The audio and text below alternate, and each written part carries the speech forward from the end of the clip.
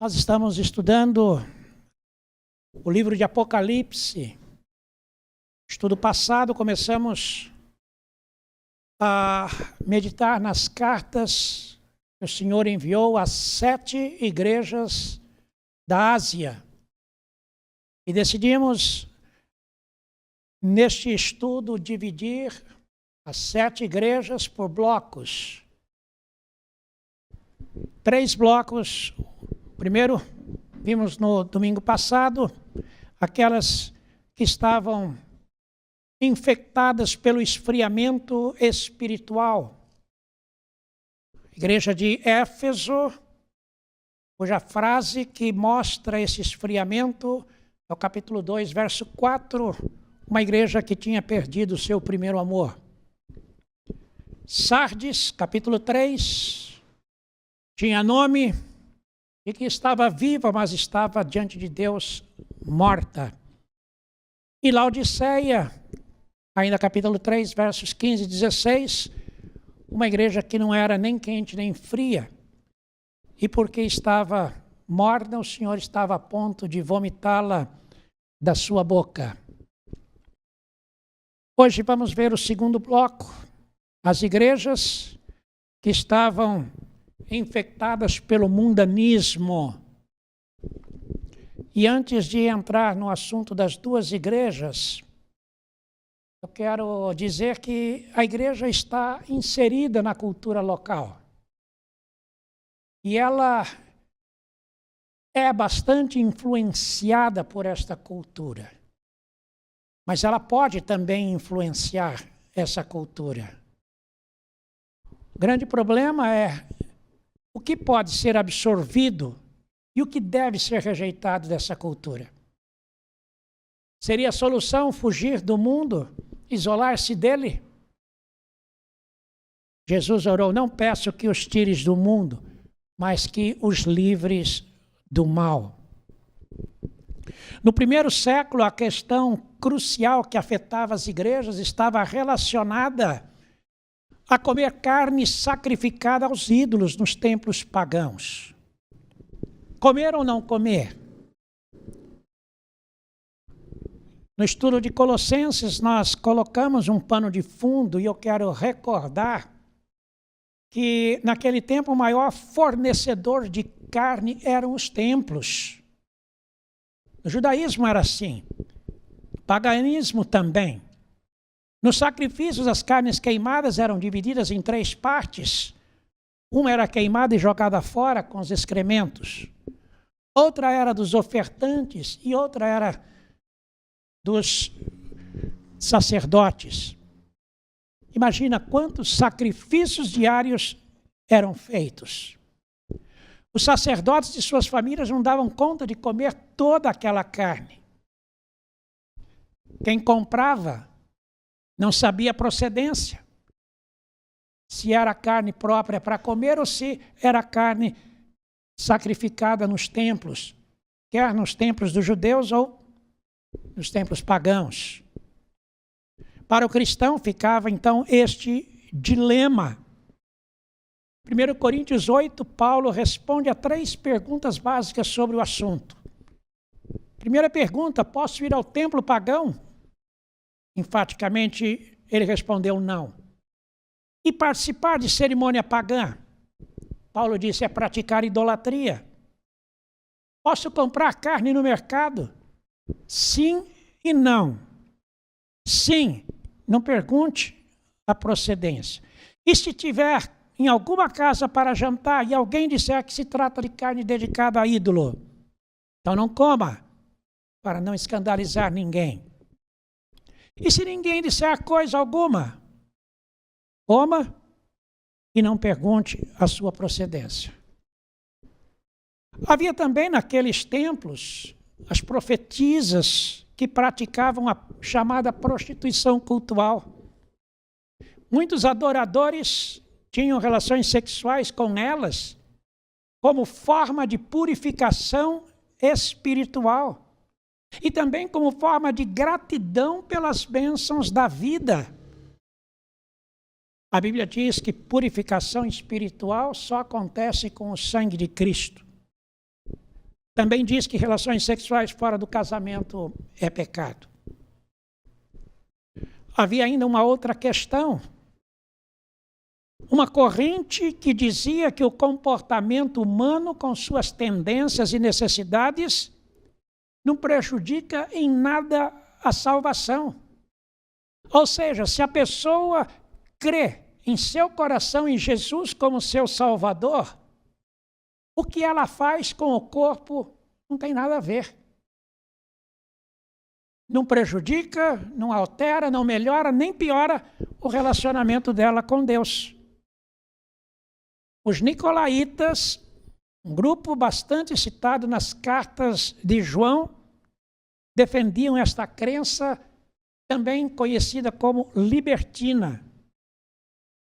Paulo diz que Cristo nos libertou de todos os nossos pecados. Romanos 6. Não somos mais escravos de pecado algum, portanto, não reine o pecado em vosso corpo mortal. Duas igrejas estavam contaminadas com a doutrina dos nicolaítas, essa doutrina libertina, as igrejas de Pérgamo e de Tiatira. Vamos ver a igreja de Pérgamo, capítulo 2, versos 12 até o 17. Apocalipse 2, de 12 a 17. Ao anjo da igreja em Pérgamo, escreve: estas coisas diz aquele que tem a espada afiada de 2 gumes.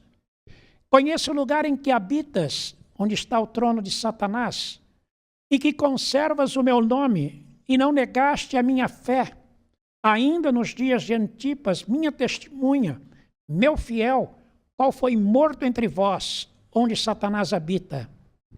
Tenho, todavia, contra ti algumas coisas, pois que tens aí os que sustentam a doutrina de Balaão, qual ensinava a Balaque a armar ciladas diante dos filhos de Israel para comerem coisas sacrificadas aos ídolos e a praticarem a prostituição. Outro sim também, tu tens os que da mesma forma sustentam a doutrina dos nicolaítas. Portanto, arrepende-te, e se não, venho a ti sem demora, e contra eles pelejarei com a espada da minha boca. Quem tem ouvidos, ouça o que o Espírito diz às igrejas. Ao vencedor dar-lhe-ei do maná escondido, bem como lhe darei uma pedrinha branca, e sobre essa pedrinha escrito um novo nome, o qual ninguém conhece, exceto aquele que o recebe. A essa igreja, Jesus se apresenta como aquele que tem a espada afiada de 2 gumes. O autor da carta aos Hebreus, capítulo 4, verso 12, identifica a espada de 2 gumes como sendo a palavra de Deus. Jesus, a palavra do Deus vivo, é quem dirigia a sua palavra à igreja de Pérgamo. Qual era a situação desta igreja? Ela estava localizada no maior centro de perseguição aos cristãos. Em Pérgamo havia um templo, um trono conhecido como trono de Satanás. Era o templo onde adorava a César, o imperador romano. Jesus diz: conheço o lugar em que habitas, onde está o trono de Satanás. Ou seja, eu sei que onde você está não é fácil ser cristão, não é fácil ser fiel, não é fácil servir com integridade de coração e de vida. Eu conheço onde estás. Muitas vezes nós alegamos justamente isto, que ser fiel num lugar fácil não é coisa complicada. Mas ser fiel onde está o trono de Satanás é praticamente impossível. Não é bem verdade. Jesus conhece cada lugar e sabe das dificuldades de cada lugar. sabe do império de trevas que reina nesses lugares, mas ele diz: eu estou com vocês. Eu estou com vocês. João cita Antipas, no verso 13, uma testemunha fiel, que tinha sido morto por causa da sua fé. A lealdade ao imperador romano crescia. E quem não se colocava a favor do culto ao imperador era perseguido e morto. Provavelmente Antipas tenha sido uma dessas testemunhas fiéis de Jesus, morto pela perseguição religiosa. Mas havia uma outra situação difícil em Pérgamo. Alguns que sustentavam a doutrina de Balaão. Quando nós voltamos os olhos lá para o livro de Números, capítulos 25, capítulo 31, lá se conta a história desse profeta Balaque, que foi alugado por Balaão para amaldiçoar a Israel. No entanto, lá se diz que a maldição sem causa não tem efeito algum. Tudo aquilo que Balaão queria e que Balaque a seu serviço fez, não afetou em nada Israel, porque Deus estava com o seu povo para guardá-lo e para protegê-lo. Em Pérgamo havia quem sustentava essa doutrina, ou seja, pessoas infiltradas na igreja com o objetivo de minar a fé dos crentes. O único objetivo desses era esse: minar a fé dos crentes, confundir os crentes, fazer com que deixassem de cultuar o Senhor e cultuasse a César, o imperador romano. Havia ainda os que praticavam a doutrina dos nicolaítas, dentro da mesma perspectiva de Balaão. Aqueles nicolaítas ensinavam os crentes a comerem carnes sacrificadas aos ídolos e a se prostituírem nos seus templos, dizendo que não tinha nada a ver, que não ia influenciar em nada a fé deles. No entanto, essa doutrina estava minando a fé desses servos de Deus. Jesus disse: eu conheço o que está acontecendo entre vocês. A repreensão do Senhor é a mesma, feita às 3 igrejas anteriores que estudamos. Arrepende-te, verso 16. Senão, venho contra ti sem demora e pelejarei contra eles, contra esses que estão querendo desvirtuar a fé dos servos de Deus. E a peleja do Senhor seria com a espada da sua boca, com a palavra de Deus. É com a palavra que se vence o erro, com a palavra da verdade, com a palavra fiel, com a palavra pura, com a palavra verdadeira. Era na palavra que o Senhor iria derrotar esses que estavam infiltrados na igreja. Portanto, não é propriamente a pessoa de Deus quem condena o homem, mas é a desobediência do homem à sua palavra. Aos que se arrependerem, Jesus dará privilégios. Prometeu: ao vencedor dar-lhe-ei do maná escondido. E mais, lhe darei uma pedrinha branca. E mais, sobre essa pedrinha estará escrito um novo nome, o qual ninguém conhece, senão aquele que o recebe. Qual o significado dessas 3 coisas? Lembrar que lá no Velho Testamento, quando Deus deu o maná, pela primeira vez, Deus colocou o maná na terra.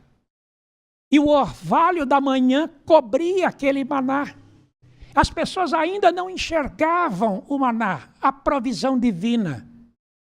E na medida que o sol começou a brilhar e aquele orvalho começou a se desvanecer, surgiu da terra o maná que Deus havia dado, como uma fina camada. Antes um maná escondido, agora um maná revelado. A provisão divina. Ou seja, Deus estava dizendo aos cristãos de Pérgamo: aquilo que vocês não estão vendo agora, vocês verão daqui a pouco. Porque eu vou remover o orvalho do pecado. E a provisão divina vai aparecer. A pedrinha branca. Por causa da perseguição, muitos cristãos estavam sendo entregues nos tribunais para serem condenados e mortos. Havia um costume nas culturas antigas de revelar o voto dos juízes, as pedrinhas pretas simbolizando condenação e as pedrinhas brancas simbolizando absolvição. O Senhor diz para os cristãos de Pérgamo: eu darei a vocês a pedrinha branca da absolvição. Esses que ensinam que vocês podem pecar à vontade, saibam pela palavra que o pecado gera a morte, a condenação eterna. A natureza humana é uma natureza condenada, mas por causa da fé que vocês têm em Cristo, o sangue de Jesus te libertou da condenação. E agora a pedrinha de cor que está virada para vocês é a pedrinha branca da absolvição. Lembrando que Paulo disse em Romanos: agora já não há mais nenhuma condenação para aqueles que estão em Cristo Jesus. E a terceira figura, na pedrinha escrito um novo nome. O novo nome, nova vida, novas oportunidades. Se aqui em Pérgamo vocês estão tolhidos em sua liberdade para pregar o Evangelho, para testemunhar, saibam que eu vou dar oportunidade para vocês pregarem. Uma porta se abrirá diante de vocês e vocês testemunharão do meu nome. E o resultado será positivo. Será positivo. Quem tem ouvidos, ouça o que o Espírito diz às igrejas. O mundanismo tinha penetrado na igreja em Pérgamo, mas o Senhor estava prometendo estar com a igreja e livrá-la desse mundanismo pela sua palavra. E era com a sua palavra na sua palavra que eles deveriam se apegar para também os fiéis não serem contaminados pela impureza do pecado. Outra igreja contaminada pelo mundanismo era Tiatira. Capítulo 2 ainda, versos 18 até o 29. Ao anjo da igreja em Tiatira escreve: estas coisas diz o Filho de Deus, que tem os olhos como chama de fogo e os pés semelhantes ao bronze polido. Conheço as tuas obras, teu amor, a tua fé, teu serviço, a tua perseverança e as tuas últimas obras mais numerosas do que as primeiras. Tenho, porém, contra ti o tolerares que essa mulher, Jezabel, que a si mesma se declara profetiza, não somente ensine, mas também seduza os meus servos a praticarem a prostituição e a comerem coisas sacrificadas aos ídolos. Dei-lhe tempo para que se arrependesse. Ela, todavia, não quer arrepender-se da sua prostituição. Eis que a prostro de cama, bem como em grande tribulação, os que com ela adulteram, caso não se arrependam das obras que ela incita. Matarei os seus filhos, e todas as igrejas conhecerão que eu sou aquele que sonda mentes e corações, e vos darei a cada um segundo as vossas obras. Digo, todavia, a vós outros, os demais de Tiatira, a tantos quantos não têm essa doutrina e que não conhecem, como eles dizem, as coisas profundas de Satanás. Outra carga não jogarei sobre vós. Tão somente conservai o que tendes até que eu venha.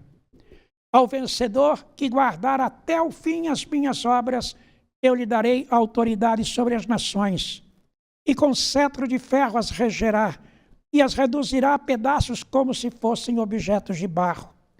Assim como também eu recebi de meu Pai, dar-lhes-ei ainda a estrela da manhã. Quem tem ouvidos, ouça o que o Espírito diz às igrejas. Jesus se apresenta à igreja de Tiatira como o Filho de Deus, como aquele que tem olhos como chama de fogo e os pés como bronze polido. Ele é aquele que sonda e prova os corações. É também aquele que sabe punir os ímpios e recompensar os justos.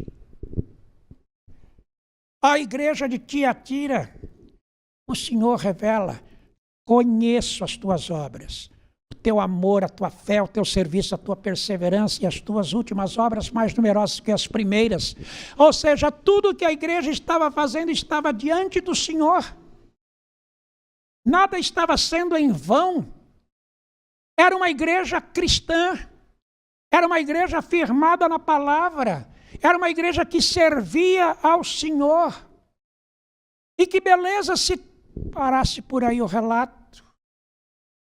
Seria para nós ainda hoje uma igreja completamente exemplar. No entanto, havia algumas situações em Tiatira piores do que em outras igrejas. Tenho contra ti que toleras que essa mulher, Jezabel, que se declara profetisa, ensine na igreja. Ou seja, com o aval da igreja. Era, quem sabe, uma das líderes da igreja. Ensinava com maestria, com carisma, com facilidade, com empolgação. As pessoas gostavam da maneira como ela ensinava. No entanto, o que é que ela ensinava? Ensinava os crentes a prostituir-se e a comer carnes sacrificadas aos ídolos. Ensinava as chamadas coisas profundas de Satanás, conforme indica o verso 24. Indicando, quem sabe, aí a presença de gnosticismo, que nem estudamos na igreja de Colossenses. Portanto, na liderança da igreja, havia alguém infiltrada no espírito da ímpia e imoral Jezabel, figura do Velho Testamento.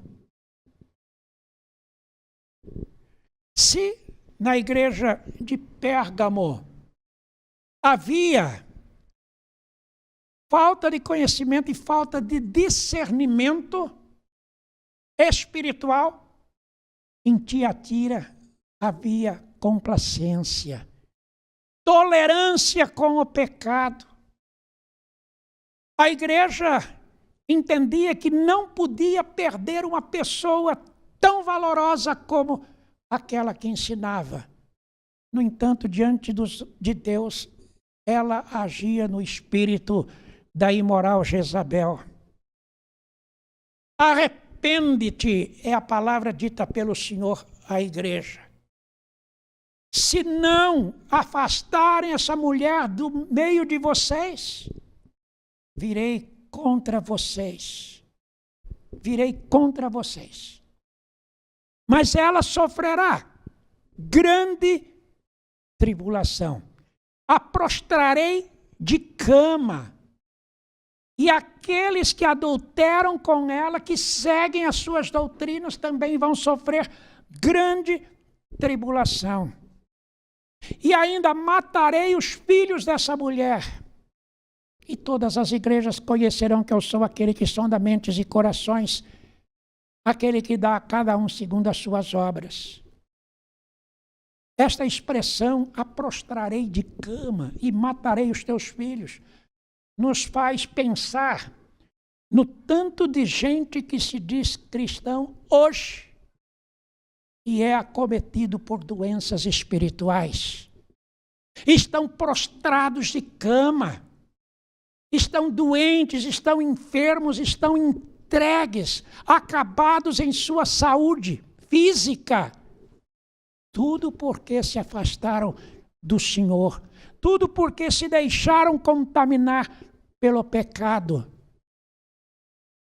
Crentes que deveriam ser fiéis ao Senhor e deveriam testemunhar de Jesus, estão prostrados nas camas, em casas, nos hospitais, nas clínicas e em tantos outros lugares por causa da sua infidelidade espiritual.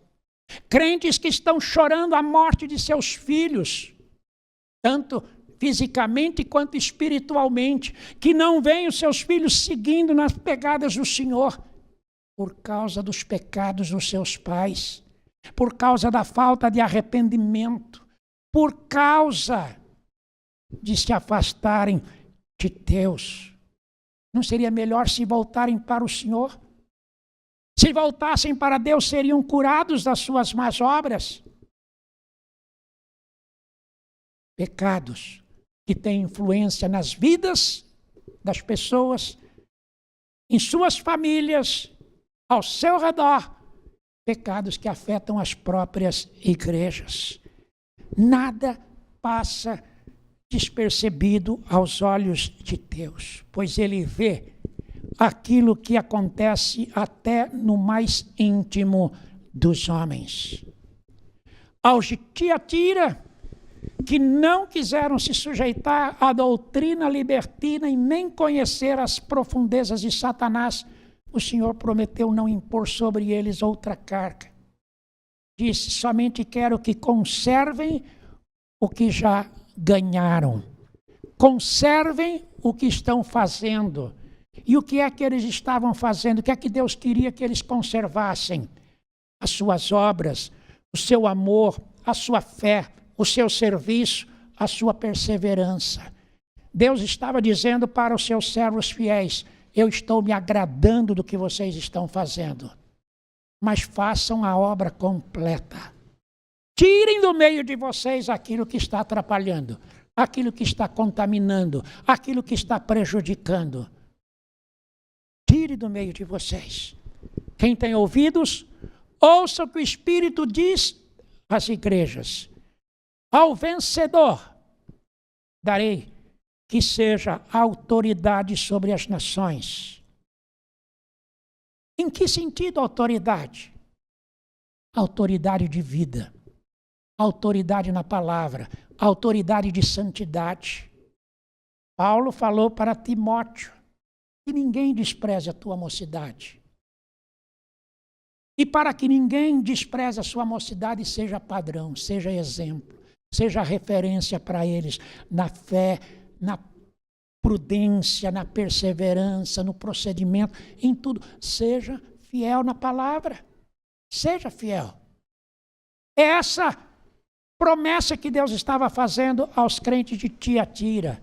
Serem autoridades de vida, de procedimento, de comportamento. Integridade moral e espiritual diante do mundo mau e pecaminoso.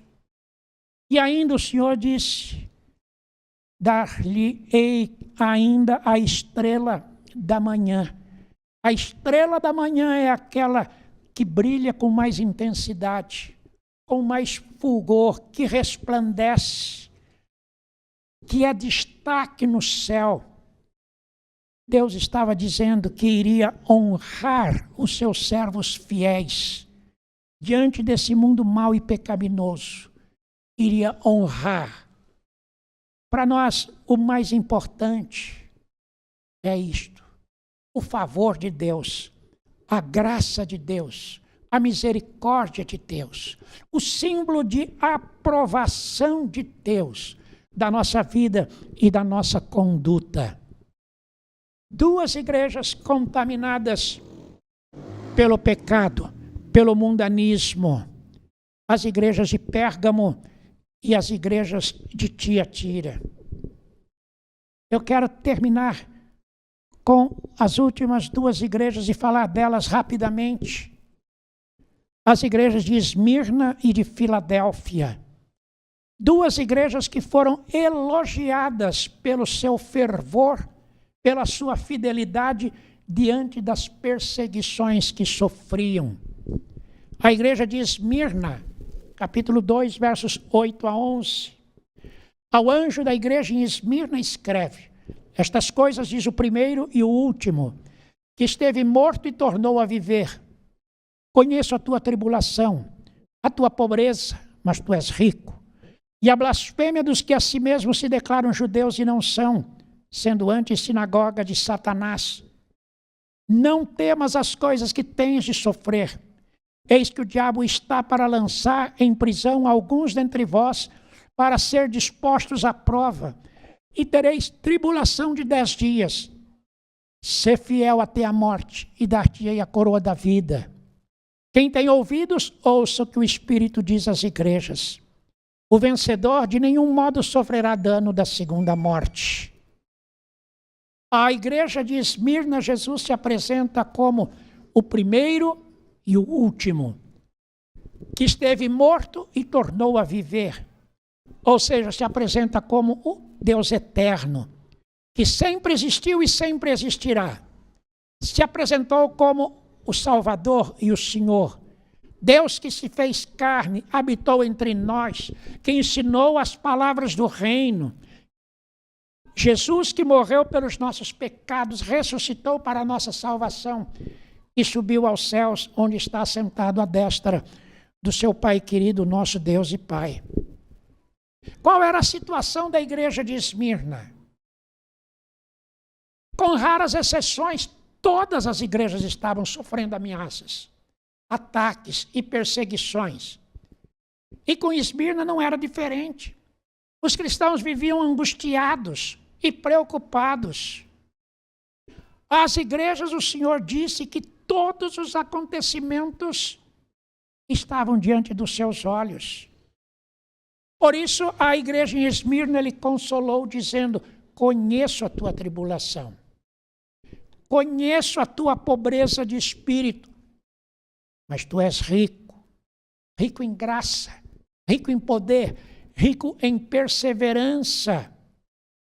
Muitas vezes nós não damos muito valor a pequenas igrejas, simples, humildes, desprovidas de bens materiais e recursos humanos.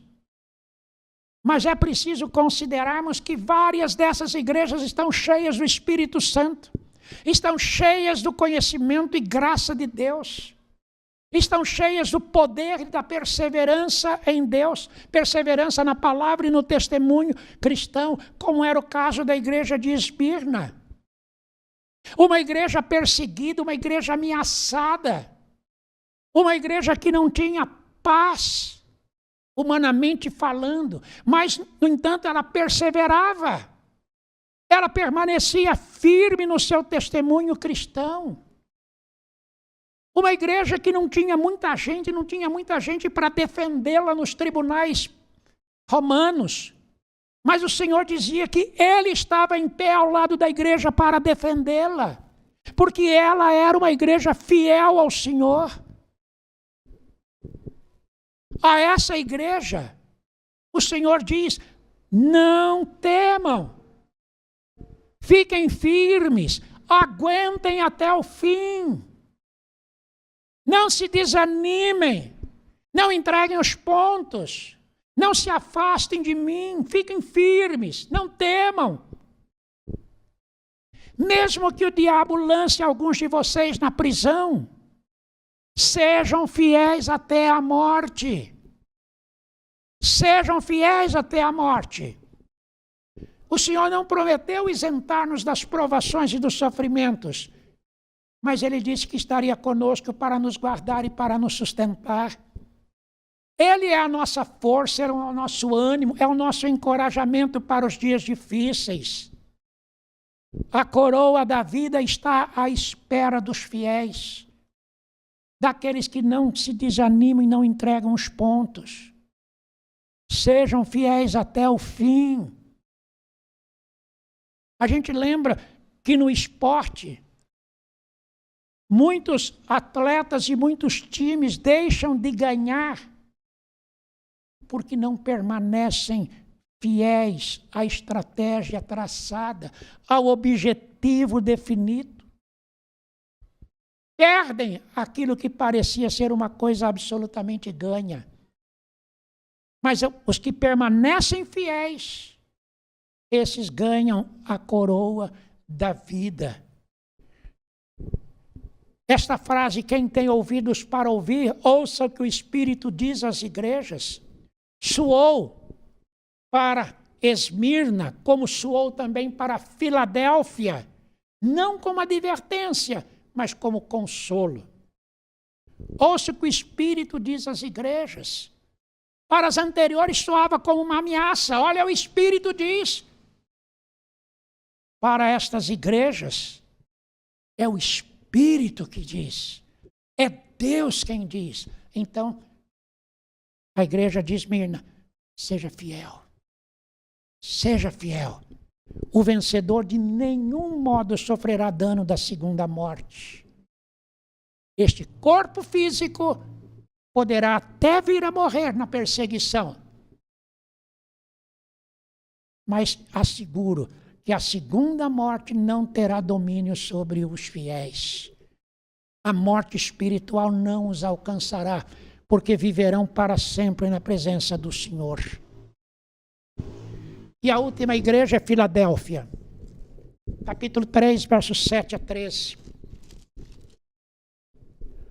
Ao anjo da igreja em Filadélfia escreve: estas coisas diz o santo, o verdadeiro, aquele que tem a chave de Davi, que abre e ninguém fechará, e que fecha e ninguém abrirá. Conheço as tuas obras, eis que tenho posto diante de ti uma porta aberta, a qual ninguém pode fechar. Que tens pouca força, entretanto guardaste a minha palavra e não negaste o meu nome. Eu farei que alguns dos que são da sinagoga de Satanás, desses que a si mesmos se declaram judeus e não são, mas mentem, eis que os farei vir e prostrar-se aos teus pés e conhecer que eu te amei, porque guardaste a palavra da minha perseverança. Também eu te guardarei da hora da provação que há de vir sobre o mundo inteiro, para experimentar os que habitam sobre a terra. Venho sem demora, conserva o que tens para que ninguém tome a tua coroa.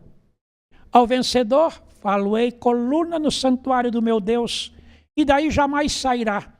Gravarei também sobre ele o nome do meu Deus, o nome da cidade do meu Deus, a nova Jerusalém que desce do céu, vinda da parte do meu Deus, e o meu novo nome. Quem tem ouvidos, ouça o que o Espírito diz às igrejas.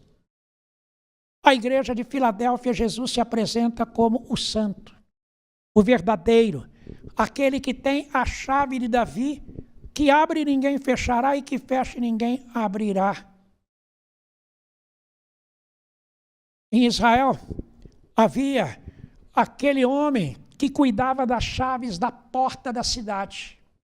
Aquele que tinha autoridade para, na hora determinada, abrir a porta e, na hora determinada, fechar a porta, para que a cidade ficasse guardada em segurança. Jesus é aquele que pode todas as coisas, que tem autoridade máxima sobre tudo. Tal autoridade lhe foi dada, porque ele se fez pecado por nós e o venceu na sua carne. Ele é o único caminho, verdade e vida que nos leva ao Pai. Ele é quem Deus escolhe para ser o Messias, foi quem Deus escolheu para ser o Messias e o Salvador. Aquele para selar os fiéis com o Espírito Santo para a vida eterna. Declarações contundentes da nossa fé. A essa igreja o Senhor também diz: conheço as tuas obras. Sei que tens pouca força, ou seja, pouca representatividade perante os homens. Uma igreja que passava despercebida aos olhares humanos, por ser pequena em número, por ser pobre em riqueza material, pobre em número de pessoas qualificadas para a sua liderança.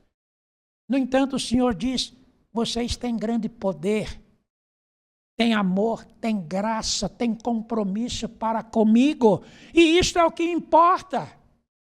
Vocês estão guardando a minha palavra, em momento algum vocês negaram o meu nome.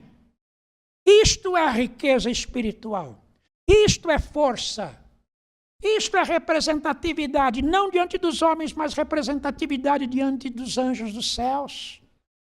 Uma igreja fiel, uma igreja leal, uma igreja perseverante. O culto ao imperador estava no auge. Roma precisava da unidade no império para garantir a paz, a segurança e a prosperidade. E quem não negasse ao imperador e não fosse de fato seu súbdito, esse seria morto, exterminado. Quem negasse o imperador seria morto e exterminado. Para os cristãos, negar a Cristo e afirmar lealdade ao imperador romano era algo completamente impossível, pois reconheciam que só Jesus é Deus, só Jesus é Senhor, só Jesus é Salvador. Negar a fé, jamais. Por isso, muitos foram presos, muitos foram torturados, muitos foram mortos naqueles dias e nos dias seguintes, em todo o primeiro, em todo o segundo, terceiro século da nossa era. Muitas famílias foram divididas, muitas famílias foram separadas, esfaceladas. Muitos cristãos perderam suas casas, perderam seus bens, perderam pertences pessoais, perderam empregos, perderam dignidades civis, não podiam ir e vir, não podiam participar da vida pública. Perderam tudo por causa da sua fé. E o Senhor continuava dizendo a essas igrejas fiéis: conheço tudo o que estão passando, nada é despercebido diante dos meus olhos. Deus conhecia também quem eram os opressores dos cristãos. Aqueles que se declaravam judeus e na verdade não eram. Aqui judeus não era apenas na etnia, mas judeus no sentido espiritual. Ou seja, aqueles que se declaravam cristãos e não eram. Antes eram sinagogas de Satanás, moradas de Satanás. E sabem quem eram os denunciantes e perseguidores dos cristãos? Aqueles que estavam no meio deles, na comunidade cristã. Muitos dentro das próprias famílias. Muitos eram seus amigos pessoais. Esses traíam os seus amigos e familiares e irmãos na fé. Como? Não só professando lealdade a César, mas também entregando os que professavam lealdade a Jesus Cristo. Os perseguidores e os inimigos, como Jesus havia predito, eram os de dentro das próprias casas. Consequência, aos desleais de Filadélfia, Jesus diz: eis que os farei vir e prostrar-se-ão aos teus pés, e saberão que eu te amei. Ou seja, vocês serão entregues nos tribunais, mas eles vão cair aos seus pés, assustados, amedrontados, por causa da firmeza de fé e perseverança que vocês têm. Esses vão ser abalados porque nada que fizerem vão demovê-los da fé em Jesus. Diante deles, com aquele que recebeu a autoridade para abrir e fechar as portas, eu darei para vocês a oportunidade de testemunharem da fé e da fidelidade. E ainda que diante dos seus olhos, ninguém se arrependa. A palavra da fidelidade servirá para que um dia balance as estruturas deles. E quem sabe no futuro virão a se arrepender e prostrar-se diante dos pés do Senhor, o Todo-Poderoso. Mas aqueles fiéis, o Senhor garante, porque guardaste a palavra da perseverança, guardá-los-ei da hora da provação que há de vir sobre o mundo inteiro, para experimentar os que habitam sobre a terra. Guardar da provação não significava livrar da provação, mas livrar de cair na tentação de negar a Cristo. O Senhor daria força suficiente para se manterem fiéis e leais até o fim. Jesus dá a razão da existência da tribulação para experimentar os que habitam sobre a terra. A tribulação funciona como um filtro identificador de quem é cristão e de quem não é. Serve também para fortalecer a fé dos que permanecem fiéis. Portanto, aos fiéis, o Senhor promete: conserva o que tens, para que ninguém tome a tua coroa. Continuem sendo fiéis até o fim. Aqui não se trata de perder a salvação, mas é um desafio à firmeza e à perseverança.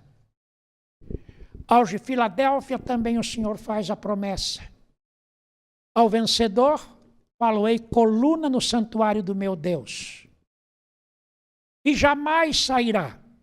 Gravarei também sobre ele o nome do meu Deus, o nome da cidade do meu Deus, a nova Jerusalém que desce do céu, vinda da parte do meu Deus, e o meu novo nome. Promessas de habitação eterna. Promessas de alguém firmado pelo Senhor para ser um sustentáculo de fé, coluna no meio da igreja de Deus. Esses de Filadélfia que continuam sendo colunas de fé e perseverança até o dia de hoje, para nós, 2000 anos depois que estamos estudando esta carta. Serve de inspiração para nós. Nós não sabemos o que está reservado para os nossos dias e para os dias seguintes. Mas certamente a fidelidade e a perseverança desses irmãos são para nós estímulos e desafios, para nós também nos guardarmos do pecado e nos firmarmos em Deus. Quem tem ouvidos, ouça o que o Espírito diz às igrejas. É a mensagem central das cartas às igrejas do Apocalipse. E é a mensagem que deve ficar para nós. Quem diz tudo isso não foi o apóstolo João, e não é este pregador, mas é o Espírito Santo. É Deus quem nos diz que conhece todas as coisas, que tudo está diante dele, que pune os infiéis, mas que também abençoa e galardoa os que são fiéis, leais e perseverantes a ele até o fim.